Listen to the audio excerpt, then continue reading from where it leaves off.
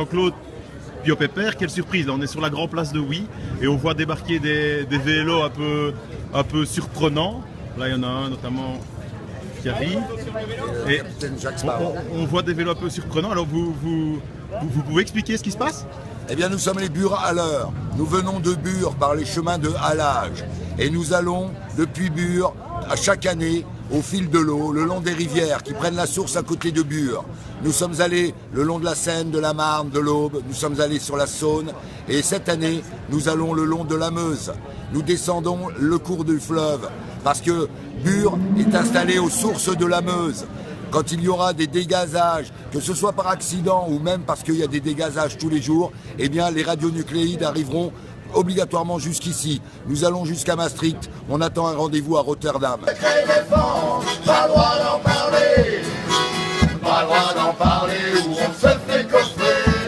Qu'est-ce qui se passe à Bure que vous venez Là-bas, la France a l'intention d'enfouir les déchets nucléaires les plus forts, les plus longues vies, les enfouir comme ça à 500 mètres sous terre, des millions de mètres cubes.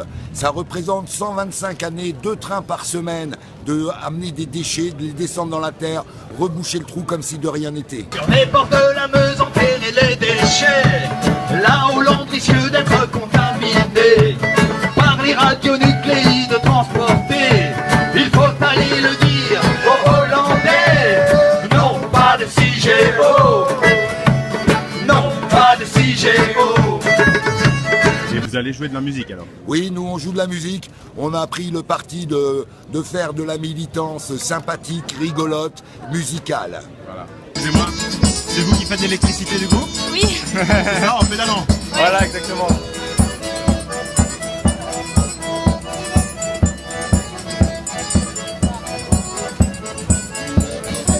Ils vont pouvoir chanter combien de chansons comme ça? Je sais pas, mais on va tourner un peu avec les autres. Avec un disque du monde chiqué, manifester, tout le monde veut manifester, manifester, pour les faire stopper, les trains irradiés, dans nos cités.